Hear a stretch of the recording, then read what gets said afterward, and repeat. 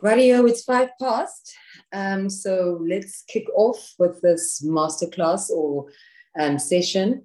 And hello once again, everyone. My name is Sam Gomo, and I'm the founder of Womandla Global Network. And we're a through the line public relations agency. And really, I've partnered up with Sid and Patricia, who are our facilitators today, in sharing what marketing backlash is, what it looks like in both global and local context. And you can find some of their articles on Biz Community that have been published in the past month or so. So that's something that you can look forward to after this if you haven't seen it already. But to kick off today's session, we are recording this. So if you're okay with that, we just want to let you know that this is recorded and you'll be able to listen to it afterwards as well.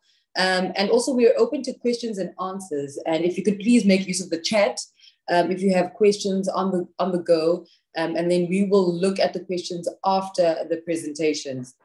Sid will chat to us for 15 to about 20 minutes about marketing backlash, the constructs and the concepts, and make a few examples or case studies about that. And thereafter, Patricia will also bring it home and have local context and examples of what we should and shouldn't be doing and what we should be aware of in a South African market. So we have great facilitators. Just quickly about both of the speakers. Sid is a strategist with 30 years experience in this field, and he considers himself previously, woke challenged, and has contravened many isms in his life. And so, events in recent years have provided him an immense revelation, and he shares this interesting and empathetic lens with which to combine people's feelings with their intention to purchase. Then we have Patricia Kumalo, who is the co-founder at Apex People Solutions, and she started her career in industrial relations and then has expanded her role as a generalist human resources practitioner. She specializes in diversity and inclusion in the workplace and has a deep understanding of the consumer psyche amongst the numerous cultures that make up South Africa. So we have really qualified facilitators for this conversation, and we invite you to engage. Please to use the chat, stick around to the end of the conversation, and we can continue this session. So without much more time taken, I'm going to hand over to Sid, who is going to start off the chat. Thank you so much, everyone. Thanks, Sid. Thanks, Sam. Here we are. Okay. So from my side as well, a warm welcome to what I think is the first masterclass for preventing marketing backlash that I'm aware of. So the first thing I'd like to do is just ask you if you are seeing my full screen, or is there anything that's in the way? Yes, we are. We can see you. Okay, so a backlash is defined as a strong negative reaction by a large number of people, especially to a social or political development. And we've seen some examples of that. Let me just see why we're not, there we go. And this is East Germany, people starting to get together and trying to, and at the end of the day, enforcing political change. And in South Africa in 1976, we saw also people having a strong negative reaction to social or political development or non-development. So on the political side, I think the example is quite clear, but today we want to look at the marketing communication side. So backlash on a political level is a negative reaction to a social or political development.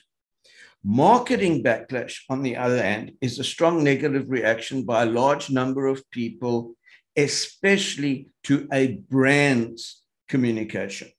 Okay, so that is the nuance of the meaning of backlash in a marketing sense.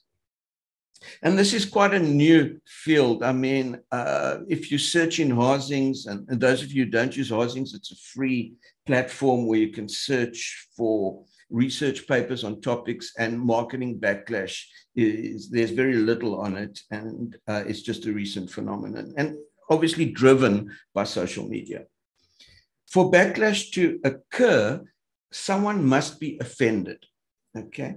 And to be offended, what we call a social construct has to be disturbed. So the question we have to ask ourselves right off the bat are, what are constructs and how do they differ from concepts?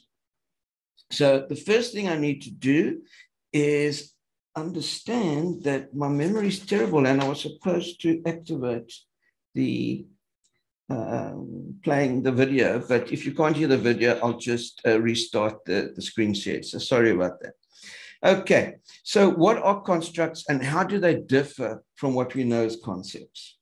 So if we compare a concept to a construct, to measure distance, we have the concept of meters. So usually with a concept, there's just one variable and it has one dimension. So we have meters to measure distance.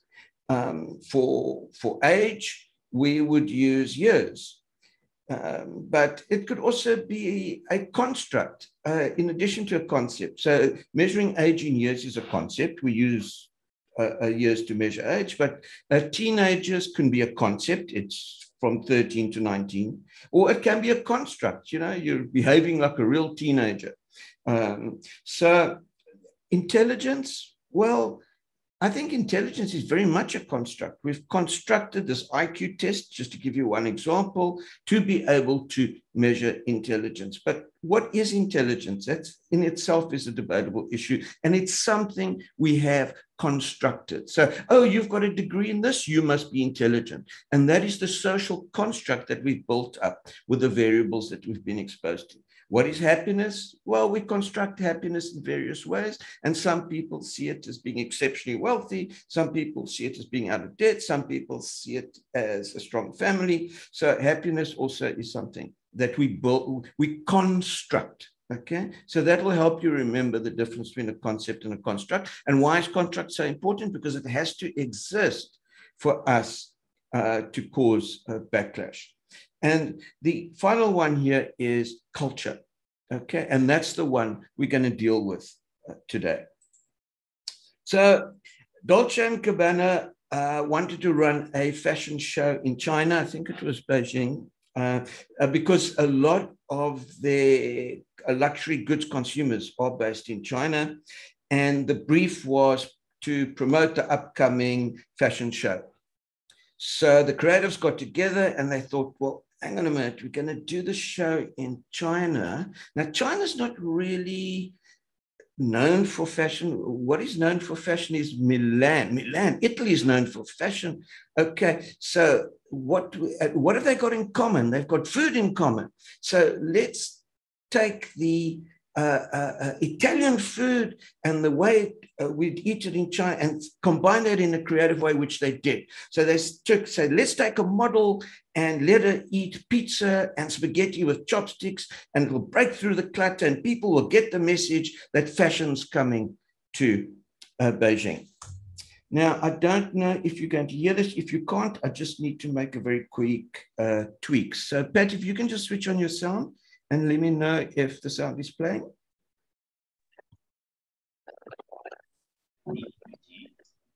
A Chinese woman attempts to eat chopsticks, okay, while a male voiceover gives her directions. This clip, posted on Dolce & Gabbana's social media accounts, sparked fury in China, with accusations of racism and cultural ignorance. If they continue to adopt this vicious attitude, then of course we can't accept it, and we need to boycott the brand. But if they apologize and truly recognize their mistakes, it would be understandable. We think Dolce & Gabbana's ad was biased and showed misunderstanding towards China. We feel very uncomfortable when we see it.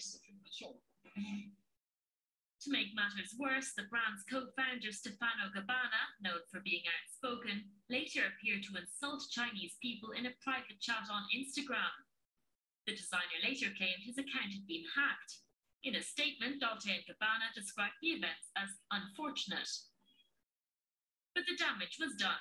Calls for a boycott ensued. The Chinese government even weighed in, calling out the fashion house for lacking respect. All in all, a PR disaster. China is a huge market for Dolce & Gabbana. A recent study shows that consumers there account for a third of global spending on luxury goods. The brand had been hoping to make a major splash with its Shanghai fashion show. Instead, it's managed to become the talk of the town for all the wrong reasons.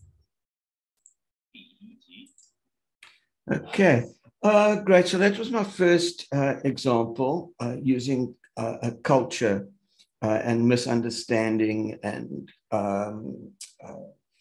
the assumptions that we make and the things that we can do. And sometimes that is culturally offensive, and Patricia will look at some local examples. I'm going to give you one more international example, and also I'm going to stay with the theme of luxury goods. And luxury goods are generally expensive. How do you keep luxury goods expensive? Well, you charge high prices, so it's seen as a limited purchase, and you also limit supply, and that's an economic principle, and it applies to luxury goods, and it applies to chickens, and it applies to, you might remember a number of years ago they dumped a number of chickens to maintain the price. They do it with diamonds, and they also do it with clothing. So that was done. I don't know if you know the Burberry brand. That's also a luxury brand in Europe. And in their annual report, they stated, I can't remember what the exact amount was, that they had to burn 50 million pounds worth of clothing. And the reason for that is if they take last year's fashion and sell it at a reduced rate, you're going to buy it and you're going to wear it, but it's the fact it was last year's fashion in the eyes of somebody else shouldn't matter. So if they have excess stock, which all clothing brands do, if it's a luxury brand and they want to maintain their exclusivity, then they would destroy the stock. So let's see what happened with Burberry. Shame on Burberry. They got the message these protesters were shouting about so loudly last year.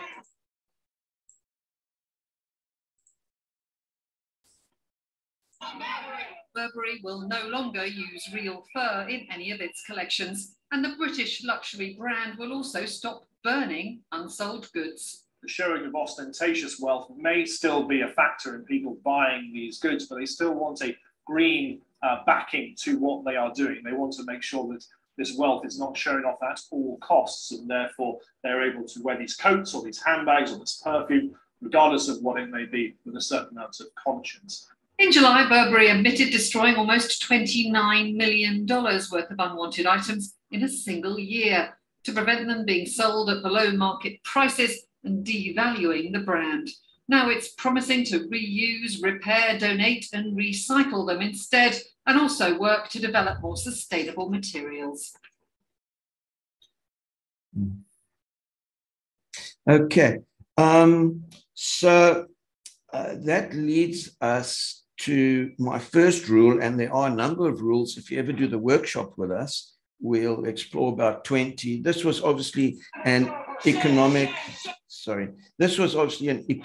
influence to the brand, and then had a number of ramifications of the constructs that people have. Because how can we get it in our minds that if we're going to be destroying clothes, it's a net positive benefit to society or to the brand? I mean, obviously people find it difficult to get their head around that. So there's the influence of economics as well. So the one rule I can share with you, and I think you'd all agree with this, is culture eats reputation. for breakfast. And I think if you can think back how we handled the brief of Dolce & Gabbana, culture was mentioned a few times. And when you're dealing with communicating a message and the world culture comes up, I think you always have to revert back to rule number one: culture eats reputation for breakfast. So I do have some case studies. One is actually more of an essay. I'll put that in the chat if you'd like to read further on the Dolce & Gabbana and the Burberry cases. And with that, thank you so much. And we'll have time for questions later. And I would now like to hand you over to Patricia.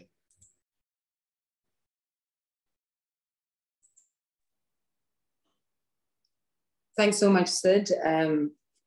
That was quite a great presentation. So we're going to bring it to a local context now.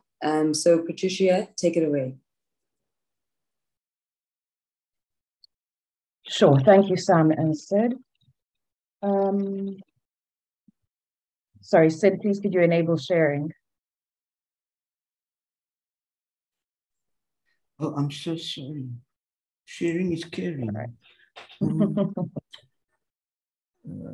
Coast. There you go. Sorry about that. Thanks, Sid.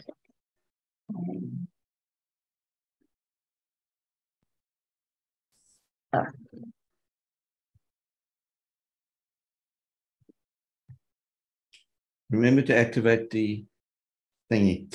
Yeah. Okay. That's to reshare. All right, I hope you can all see that. So thanks, everyone. I will be talking about a bit about the South African context. And just to begin, in the South African context, there are certain things that we have to consider and that I believe marketers do have to consider in telling the stories or in selling to South Africans. And some of these things are our history, our stories, our beliefs, our cultures, and exploring identity. So I'll go more into these as we speak about examples. So the first one that I look at is the BMW Ancestors ad. So this ad a couple of months ago caused quite the stir on social media. And the thing about this ad, as you can see, is it was posted up in the Cape Town International Airport. And what it read was, we are our ancestors, but the ancestors is then scratched out while this streams. So a lot of people had initially said that they saw the ad and felt a little uncomfortable by it, but didn't quite understand why they felt that way about it. And so they kept, moving past it, kept walking past it, while others had a really strong reaction. So what is actually wrong with this ad? Is there anything wrong with this ad?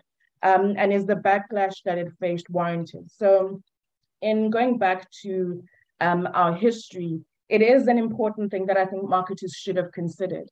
That firstly, there has been I think the word we can use is a resurgence of exploring, or of African people exploring their beliefs and their belief systems, whether through religion or traditional beliefs. And a large part of that is they felt that with the introduction of missionaries into Africa and with colonialism, the ancestors were viewed as it was viewed as almost satanic worship, or worshiping of some devil sort, and not very Christocentric and not focused on Christ or on Jesus as the missionaries introduced. And so as the years have gone, we've seen a lot more, especially young people.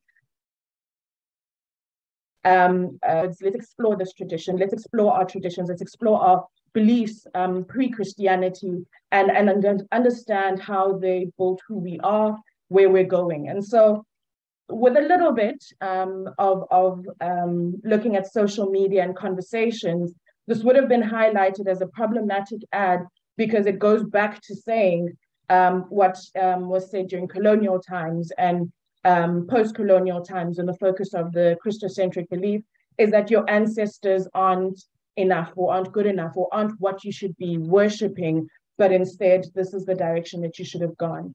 And with an understanding of young, particularly in this context, Black South Africans who are the target market for BMW. As we can see in this ad, it is the young, up and coming or newly established professional who can afford this luxury, who can afford a dream that they have built for themselves.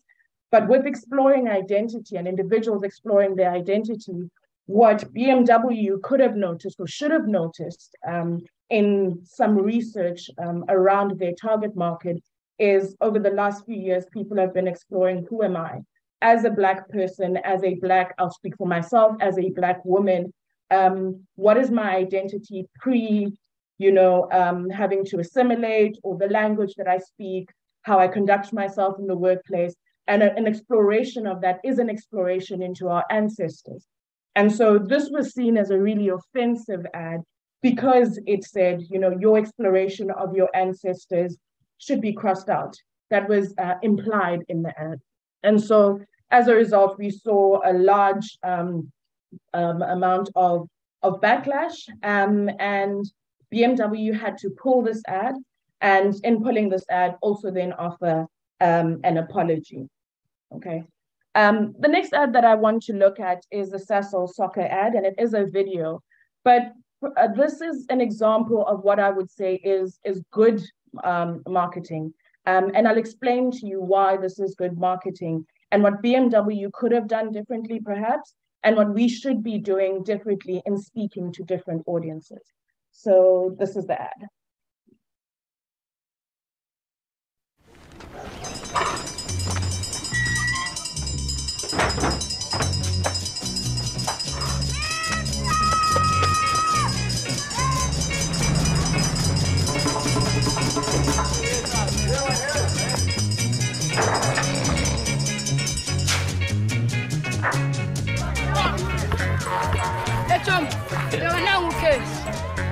It's abachita. Yeah, Prakes. Angirete, kala mina ukuchuza. Okay. Ebachita uzani choose ni team. Chipa. Boss, ayi wena uchipa molo.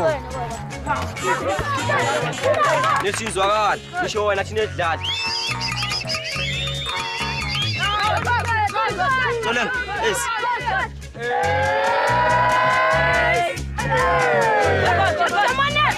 Zakaria. Ita my computer. La salona. Computer no. Coach. No wena. Imto. Uthole blekam. Baba wami. Prokuma. Kizwakala.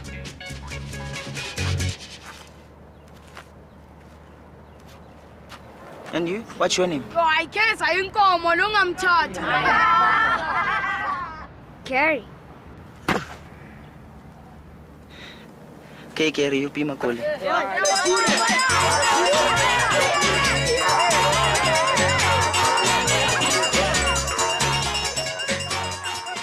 Awesome. So this Sasol soccer ad is Sasol, who sponsored at the time some soccer teams. But what this ad really does well is that it focuses on a story. So, and both those who know the story or those who don't know the story will enjoy the ad equally. And so the story behind this ad, for example, is if you look at the focus of it, it is the formation of soccer teams, and particularly your Kaizer Chiefs, Orlando Pirates, eventually Jomo Cosmos in South Africa, in that this is what these kids were. They were kids who would play soccer on the field, and later each one of them became a world-renowned soccer player, with Gary playing for Kaizer Chiefs and then moving on to Manchester United. So this ad, what we would say, why I would term it as a good ad, is it tells a story of its target market. And it focuses on its target market in that we're trying to evoke emotion, and we're trying to talk about what fuels us and how they fuel soccer by sponsoring certain teams at a particular time. And what also works in this ad is that it is a simple reflection of a period of history. So now not everyone can do that, obviously, and not everyone can, not everyone's story is based on a particular part of history. But in doing this, and a learning that could have been taken from by BMW from an ad such as this, is in knowing your target audience, find out what's important to them. What are the things that they remember? What are the things that, although they may have absolutely no recollection or even understanding of the soccer teams that are represented, the idea is how do we make people relate to what's been spoken about, relate to our characters, relate to our ad. And in doing that, telling those stories and telling the story of the target audience. Okay, so what should we do to avoid backlash? Which I've touched on a bit in terms of the Cecil ad, but it's important to research your target audience, get to know them. It's not enough to just, see them and in building your user persona or your buyer's persona to just, this is who they are, this is where they live. What is important to them? And how do we communicate what's important to them? This cannot simply be done in an office and it's a Google search, although social media is a good place to find some of those things. However, if you don't know what you're looking for on social media, you will find conflicting information, but it isn't speaking to more people. And I'll get to that with the last point. But spray and pray is not a strategy. It's also understanding that in looking at your target audience, it cannot simply be split according to either race and gender and any of that. You have to be a bit more specific because even in any of those categories, there are nuances and people are different and have different expectations, needs, and are offended by different things. And so drilling down to who it is that you're actually speaking to, what is it that you want to say to them? How is it that you want to make them feel? All of this is important in knowing how to communicate to them. Embracing diversity, it is who we are as a country. There's so many different tribes, races, genders, sexual orientations, that it is in embracing that and in trying to be inclusive in telling that story. Sure, not everyone may be your target audience, but how we speak about our target audience or how we speak about those outside of our target audience, even in targeting our target audience, is as important. Embrace the diversity. Understand that we are different.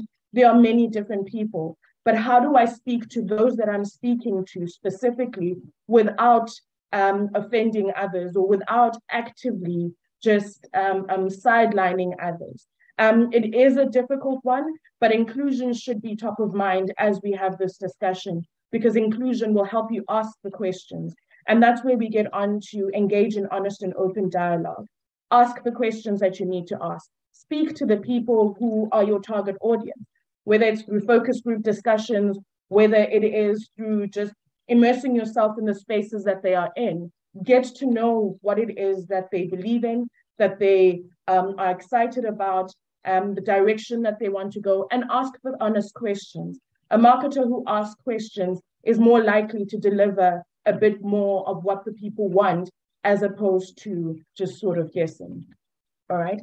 And it's also important that no one's perfect and, we are going to make mistakes, and brands, I believe, will still continue to make mistakes because diversity and inclusion is a bigger societal problem, well, not problem, challenge, in that there is a gap in how we talk about it, in when we talk about it, and also in the ways we don't talk about it. So then what do we do in the instances that we do face backlash?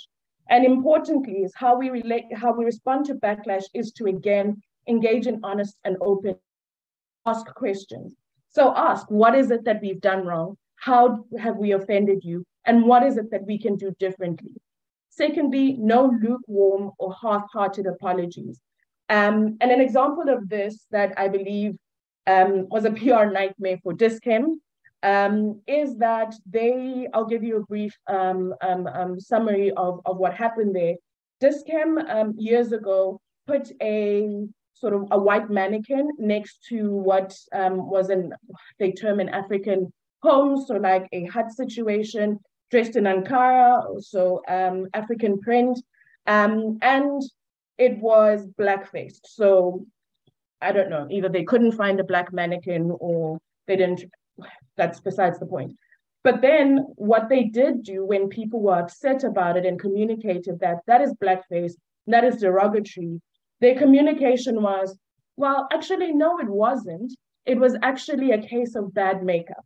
So what they chose to do is blame their makeup department for blackface.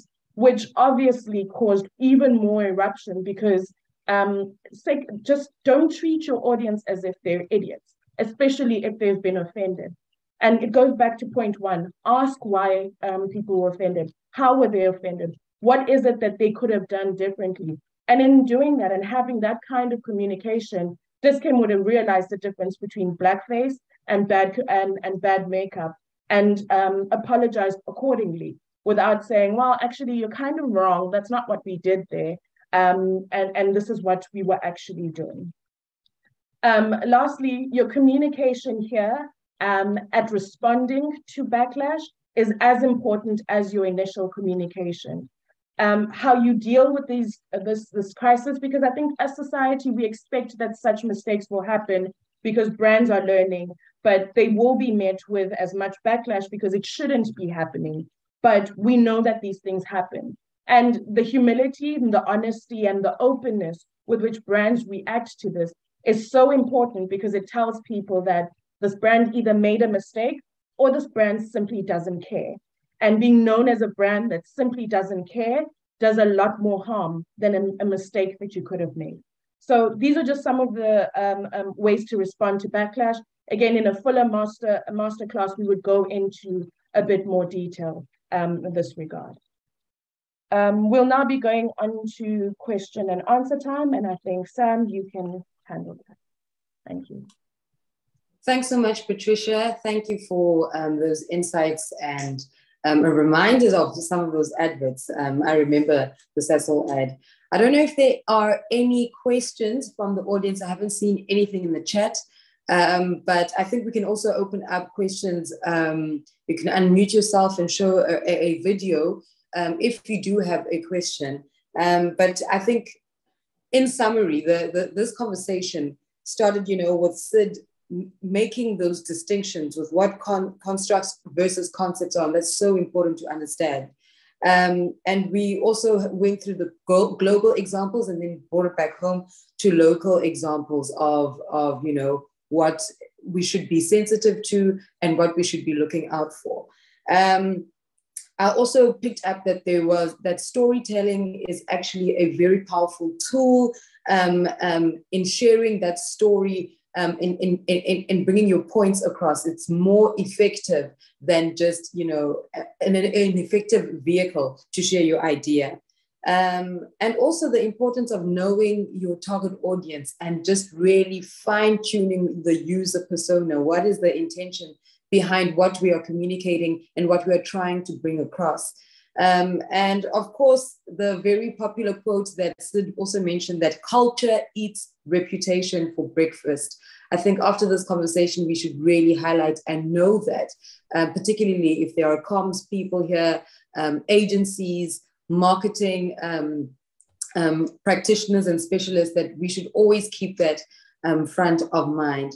I do have a question that I would like to pose to both of you, Sid and Patricia, and that's with being in a marketing or advertising agency, we have to take risks. We have to explore our creativity. We have to think out of the box. We also have to, in the PR sort of department, also create talkability. So will we ever, meet that sweet spot where we do not offend anyone? Is that a realistic goal to try and achieve? Should we be okay also with offending some people? That is my question to you guys. More questions, of course, are welcome. Go ahead, sir. Patricia, you want to go? No, go first. I'll go after. Yeah, I was listening to the radio the other day, and Professor Jonathan Jansen was on the radio, and they said to him, "What's your secret of, always being communicating and being out there?" He said, "It's very simple. There are two rules. The first rule is you must upset 50% of the readers. And the second rule is when you bring out your next article, you must upset the next 50%. So, people go through lives having a specific construct, and all our constructs are different. You know, my wife believes that a good husband is someone that mows the lawn, doesn't make a mess, doesn't snore. I don't particularly agree with those variables, but that's her specific construct. And we have constructs on religion, we have constructs on what's good manners. And because there's so much variation, and that brings me back to your question, Sam. I mean, is it possible to always come up with something that you're not going to offend anyone? But I think, you know, especially today, breaking through the clutter, there's just so much information that you kind of have to be close to the line. But, you know, it's that if you cross the line, what is it? It's Zakira is here with us today. She's the manufacturer of Doggerbone, which is raw food. And I was initially going to do the communication of dog food and religion, which is a fascinating subject. But unfortunately, we couldn't get to that today. But you can have two people that are demographically identical, but their constructs are different. So the one person would be absolutely upset about something, and the other person would be water off a duck's back. So it's a very difficult arena, you know. And the problem is that, I don't know, I find if you upset somebody, you know, what is the first thing you say to a friend if you upset them? You say, well, look, I didn't mean that. I'm sorry, I didn't mean to hurt you. You know, and brands probably need to take a similar route, and not to, as Patricia said, you're not going to justify what happened. And that also brings us to another rule. Do you want to be right, or do you want to be happy? Okay, if you're now going to discuss why what you did was not offensive, and, you know, you're going to go down that route, you know, people who are partially informed are incredibly passionate. Okay, people that are completely informed are less so. So, yeah, it's somewhat of a minefield, and and working with Patricia, we've kind of realized that there is a type of, called insurance policy, that you can put in to safeguard against backlash, but also, you know, you also not only have to prevent backlash and gain insight into it, but you also have to know how to deal with it when it does happen. And it's quite traumatic. You know, you might think it's just a brand, but there are people behind that brand. They take, obviously they take a lot of flack as well. So yeah, it's a difficult question. To break through the clutter, we have to provide you with a unique narrative, and unique narratives are not tested. That's why they're unique. So, you know, that kind of is the conundrum that we've got. So, Patricia? Yeah, I also think, to your question, Sam, that organizations or marketers and agencies, you sort of have to define who you want to be and what you want to be in the industry. And in defining that also defines how you want to tell stories, how you want to push the boundaries, how you want to engage in new discourse. And in making that decision, that guides you in terms of how do we speak to people, and how do we engage them, and how do we ask certain questions of them? How do we get to know what's important to them? For example, like I said, no one will know everything there is to know about every race, every religion, every culture. But if you adopt a culture of inclusion in your organization, then you make the effort to ask the questions. And ask the question, how do we then push the boundary on this? How do we push the current narrative on this to ask our society for more? Ads usually are aspirational, right? They tell us who we could be. They tell us who we want to be. They tell us where we want to go, and they entice us in that way. And if, as an agency or as a PR or marketing professional, you're not sure where you're taking people from, you won't know where you're taking them to.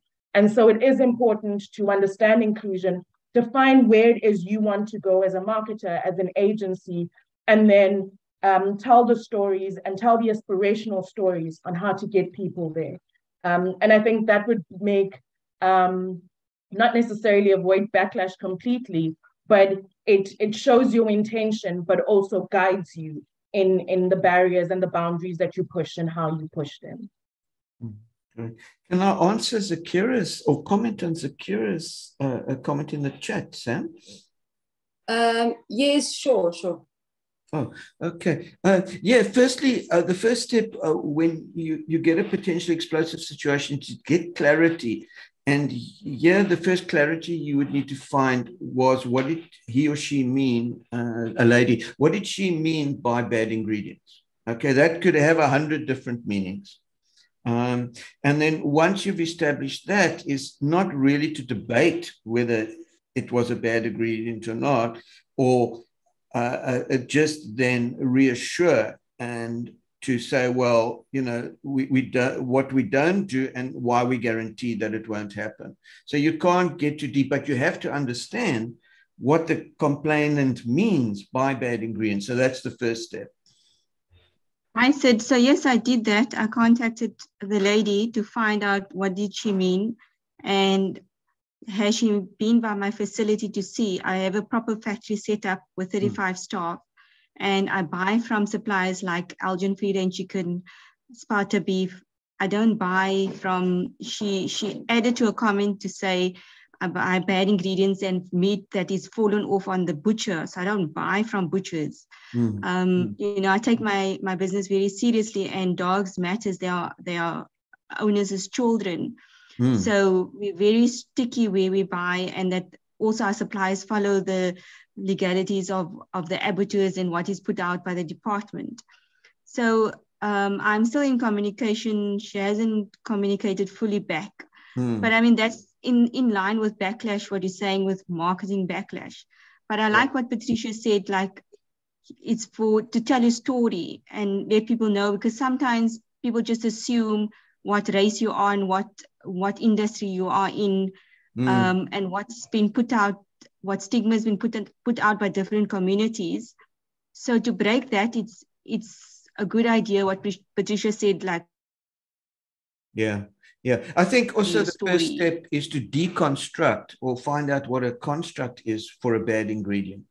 Yes. It could be a spelling mistake on the packaging. Oh, well, the ingredients are bad. It could be the color of it could be a friend of a friend told me, which is 90% of the cases. That's true, yeah. So no, you starting to fall into this trap, okay? Yeah. Where you are explaining you would never do this. You've got a factory, you've got workers, you follow these laws, and yada, yada, yada. Yes. I think you're going down the wrong track. Okay. You're falling into that debate, and when you fall into the trap of trying to convince the person, you don't want to go down that road. Okay. Seismic blasting, you know, a lot of people don't really get, you know, people are partially informed, they're very emotional about it, you know, if you try to explain all the facts and how it was a net benefit to the community and the country, it's a very difficult road to go down. I just feel you're going down that road. Thanks, Ed. Thanks, Ed. Thanks so much, Sid and Patricia. I just want to acknowledge a comment that was made by Jeremy Wiley. Should product owners not first test their marketing ideas on their own staff and a representative group of customers before finalizing the design and format of their marketing and advertising campaigns? I think this is a good point, particularly for large agencies or companies as well, where there might not be a Zakiro who can respond as the CEO almost immediately. There's a full staff team complement that needs to buy into the idea and also know the concept and the constructs before, you know, going out to market with it. It also begs the question of, you know, social media being this vehicle of backlash. How are we managing online reputations as well, you know? So I don't know if anyone wants to comment on that, Patricia or Sid. Yeah, I think Jeremy makes a great point that it should start with your own staff or representative group. But is it always possible for that these organizations have those people? Do we in the first place have a diverse staff complement that we can even begin to have this conversation with them. So, and this is across the board. It's race, it's gender, it's sexual orientation. Do we have enough people in our staff complement? And I would say, as someone who focuses on organizational culture and whose passion is that's where we start, right? For your big organizations, let's get diverse people in the organization. And just an example of something that can be done, let's get focus group discussions with people who can come watch our ads, read our communication, and then tell us, where should we go with this? Hire an expert if you're a small business and you don't have a massive staff complement that focuses solely on going through your communication or your ads, anything that you put out there, and ask a representative group, people that represent your target audience, not just any general group of people, and get their honest opinion. And in doing this, and firstly having diverse staff and having these vehicles, whether it is an organization that you hire to go through your diversity or inclusion stuff, or to go through your ads, or if it is your own staff, you need to have access to them. You need to have them there, but also understand. And I think a lot of people in a lot of different fields see themselves as the best. I am the best at, I am good at, and so I know what I'm doing. And just take a step back and say, I don't know how to communicate with everyone. It's impossible to know how to communicate with everyone. And so what can I put in place to ensure that we have good communication and we are able to put out a message? So, yeah. Absolutely. Thank you, Patricia, for that. So let's also look into the diversity of our staff and to enable them to look at the views, to look at the briefs, to look at the design of these campaigns, and to be a little bit more sensitive to what we're communicating out. So there aren't any more questions. Andres I think Andres has a hand up. Sorry about that. Sorry, Andres. It's fine, I'm far away. I was listening. Patricia, your previous comment might just have well been a pitch for that BMW ad that you showed us. I think it's kind of what they try to do, to show some progression and include the past with the present, looking into the future, which on paper sounds like a good idea. It's got dynamism to it. I think it was a good sell. You said people walked past the ad and they felt uncomfortable, but they didn't know why. And then some people were very offended by it because of, as said, previously said, the subjective constructs. Now, I've got great respect for people still in the marketing industry. I was in there for a long time and I finally extricated myself this year. And I appointed somebody else in a company that I have equity in to do it and start talking the languages. Because I mean, you obviously see what's happening, and messaging, meaning, and semiotics is one of my specialities. So I've been doing this for a long time and getting behind the Kool-Aid, so to speak. I want to ask you a question. When you decided to show the Sussel ad as an example, what made you do that? Okay. So the Cecil ad, the reason for that as an example is to show the history around it, which some people may miss, some people may not. The history around what exactly? Around the soccer teams. Around the soccer team. Okay. Yes. Yeah. Around the soccer teams, and understanding, how some people may have missed it or not, but still the outcome is that people smile at the ad and people engage with the ad in a particular way. And so that was the reason for showing that, and also showing the power of storytelling specifically in South Africa and to a South African audience. But not once you mentioned the brand. I did. I actually mentioned that Cecil's bigger thing in this was because they were funding soccer teams, because the idea was fueling that. That's why they went that way. So now in answering your question, I think I'm focusing on why I looked at that brand communication, as opposed to, for example, there's Chicken Licken ads, there's Nando's ads, but that one just is the one that gets people to smile and gets different parts of this country to actually be like, oh, that's funny, or this is how they're reacting, and oh, this is the warm ad, and I'm going to remember it as, you know, a successful ad because it's very and my point is, it's interesting because you chose a brand that's a notorious polluter. Yeah. Yeah. And if you had one vitriolic environmentalist in this group today, they would be very offended by that advertisement, and also by you propagating it as a good advertisement. So it's a very difficult thing to do this. And I think it's important to note that you cannot have your cake and eat it too. Not if you want to do old style marketing. In Europe, the game has changed very quickly, completely. From a marketing point of view and a creative direction point of view, it's become as bland as toast. There is not a lot of creativity within the messaging itself. It's focused on the product and the service.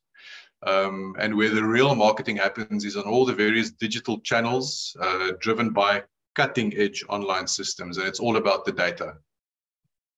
And it's all about slices of information and slices of attention span on a big scale.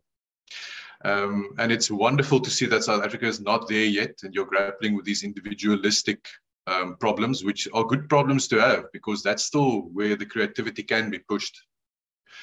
And this is one reason that the reason that I actually decided to sit in today. And thank you so much for it. It's so great to see a modern South African ad. I haven't seen one in a while. So even the BMW one I liked.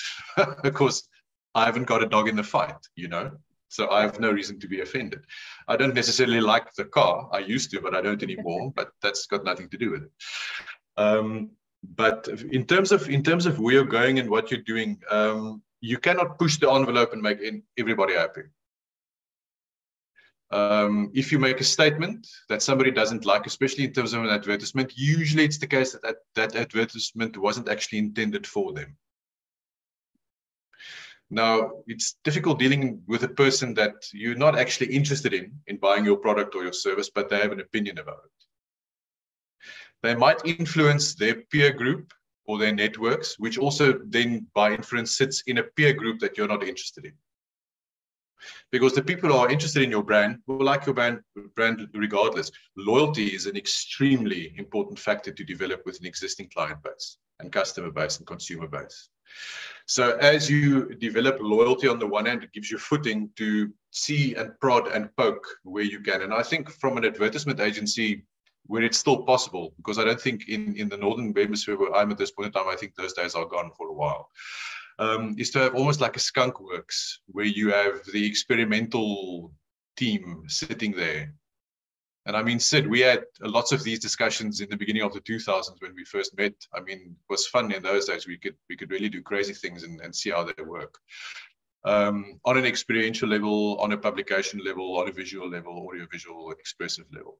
But I think it's important to segment the product development kind of thing in terms of the communication development and the brand development kind of thing into a small unit that can prod and poke on a smaller scale with more targeted channel advertising, because the one problem we've got is the fact that everybody sees what you put out there,